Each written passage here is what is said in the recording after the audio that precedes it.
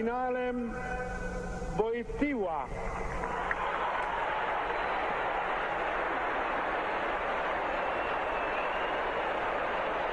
As far as we can understand, the Cardinal Felici has just announced the name of a Polish cardinal. Am I correct, Father O'Keefe? This is exactly correct. This is Cardinal Charles Wojtyła, who is 58 years old, and he is the Cardinal Archdiocese of Cracovia. Sidi nomen imposuit Ioannis Pauli, who has taken the name of John Paul. This is quite an extraordinary surprise. All right, folks, welcome back to the show. And of course, on Sunday, John Paul II and Pope John the 23rd will both be canonized by the Catholic Church. Joining us to talk about this and explain it and really explain the importance of it and the significance of it and discuss some of the controversy as well is Monsignor Jim Lisante, pastor of Our Lady of Lourdes Church in Massapequa Park, New York. You see him on the Fox News channel where he's been since the beginning as a contributor, and also you can listen to him on the Catholic channel on Sirius XM where he interviews Derek Jeter, all the big athletes. We'll talk about that. Welcome, sir. It's a pleasure and an honor. All right, so this is an amazing event. I mean, two popes being canonized at the same time. And they're two of the most formative popes in terms of our recent history.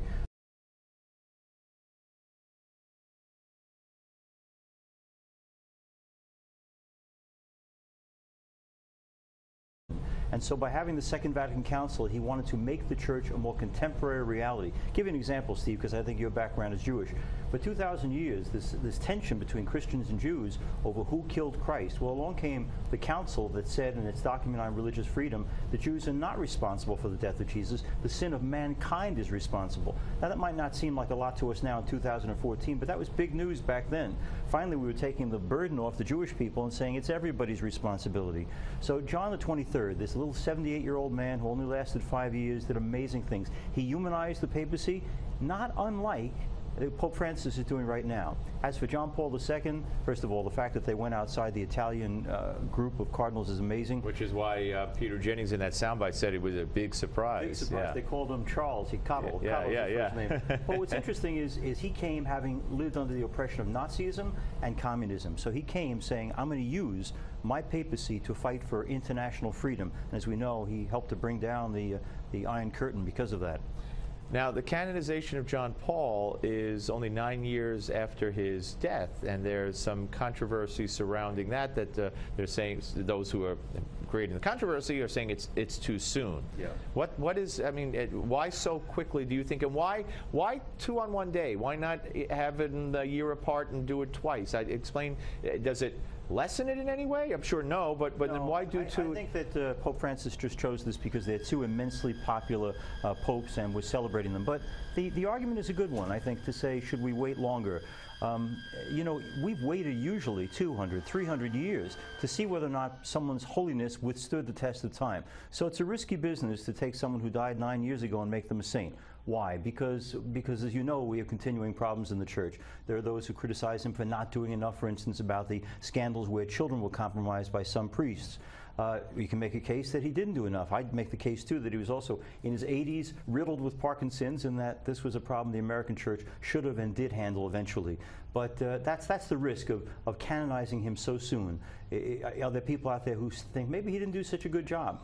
I think he was a great and holy man. I think we can look at him with great pride. He did an amazing thing in terms of fighting communism and Nazism. A holy man, a dedicated man, a hardworking man, and a man who taught us that you can die in public and fight disease and not have to hide the person, you know, with any kind of sense of embarrassment. He was a great man, and I think eventually he would have been made a saint. Maybe it's just a little early. All right. So, how is this decision made? Okay. I mean, is it? You alluded to the current Pope Francis. Is it his decision? And even if it is just his, who else has input into this? There's a congregation for the making of saints, and they study everything. They examine every aspect of his life. They'll talk to people who knew him. And with John Paul II and John the 23rd, they're recent enough that you can do that. You can find people who are still alive. The secretary, the archbishop who served Pope John the 23rd, is still alive. He's in his 90s. Well, you can go and see, did he have a temper? Was he a bad man? Do you know of any sins he committed? Was he a person of great compassion and love? And not to interrupt, but they don't do that prior to selecting him or voting him as Pope, really? I guess not. Well, you know, by the time they become a cardinal, they presume they've been vetted. Oh, okay, you know, it's like going before the Senate committee. So right. There's a congregation for bishops who have checked out. A friend of mine recently was made a bishop, and he lived with me for 8 years. And so a representative of the Vatican writes me and says, you live with him for 8 years, tell everything you know about him. So they do that on all these so, but this is above and beyond. Above and beyond. There's a congregation to say just how holy is this man, and they also want to check out to see whether any miracles are credited to him, because as you know, very often one of the ways we make saints is we say there are people out there who have incurable disease who were somehow or another cured by praying to Pope John Paul II or Pope John the 23rd, soon to be saints.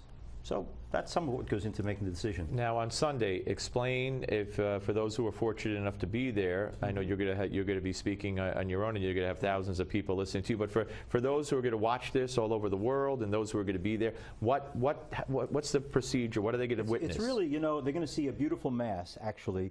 And in the context of the Mass, Pope Francis will declare these men based on their lives, and they're going to recount for people who are listening around the world just what are the signs of holiness that we've seen in these two men. What have they done? What have they accomplished? Why are they extraordinary in the way they live their lives? So there'll be kind of a biography presented of these two men in the context of Mass, as Pope Francis declares on behalf of the Church that they are saints and that they can be prayed to, they can be venerated to. I want to mention too, because there's great misunderstanding. People say, you know what's wrong with the Catholics? They make these saints into God, and certainly these guys are not God. There's one God, and these men worked for that God, and they did holy and wonderful things in His name. But I want to be very clear that Catholics don't worship people who are saints. We use them as examples. I can look at John Paul II, for instance, and say he suffered terribly physically. So every person out there who's going through some kind of physical illness should be able to relate to a man who carried his cross and did it so beautifully and offered it all up for the souls who were suffering. So he teaches us how to suffer with dignity, how life is valuable not just when it's lived in a healthy state, but also when we're sick and we're dying. How many popes have been canonized? Not many. Not many. I believe it's 6 or 7 is all. So this is, I mean, probably they're not, maybe I'm wrong. Will they, let me ask, will they go back later, next year, 2 years, 5 years, and canonize popes who served as pope prior to, let's say, to John Paul? There are a number who are being examined. One of them, who is controversial to be sure, is Pope Pius XII, who was pope from 1939 to 1958. And a great man, a holy man, extraordinary man, a great leader of the Church.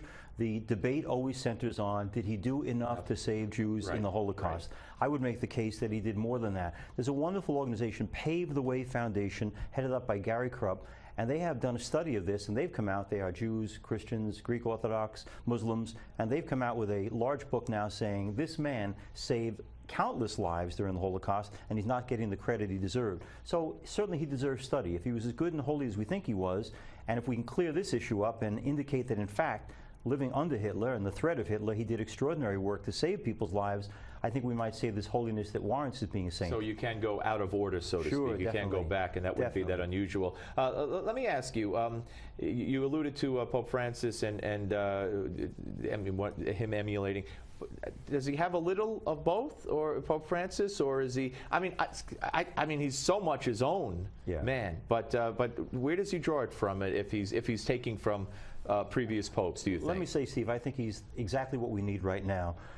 You know, again, going back to something I said earlier, Pope John Paul II was a great apostle for the truth. Got to go with the truth. Teach people the truth, in season and out of season.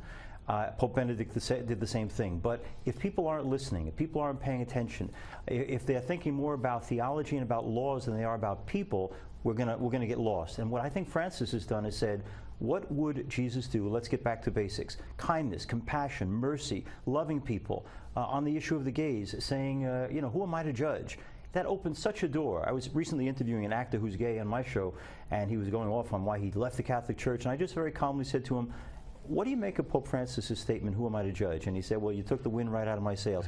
How can I hate a church or a pope who was saying to me, I love you no matter what. We needed some of that. But the left, of course, without trying to get too political, and we only have less than a minute left, it tries to translate that into, oh, when are they going to accept gay marriage? Or when is he going to let women into the priesthood? And that's not really going to happen. I think what will happen is a change of tone where this Pope is saying, hey, look, we can disagree on specifics. I'm not advocating that it should happen. Right. I want you to know that. We can disagree on specifics, but bottom line is whatever you come to, it's got to be coming from a heart filled with love. Right. And that may seem like a simple message, but Francis is doing it beautifully because he loves people freely, openly, wonderfully, and I love that he's gotten us back to a sense of poverty. Promise me you'll come back, sir, when you can. Steve, Thank you. No, my pleasure, my honor. That Monsignor Jim Lisante, and you watch him on the Fox News channel, and listen to him on XM Sirius Radio, the Catholic channel. And there's a great website. What's the website where we could? CloseEncounterTV.com. CloseEncounterTV.com. You can watch his interview with Derek Jeter and all the other great athletes that he's talked to. When we come back, give me 5 on the Steve Malzberg Show on Newsmax Television. Don't go away.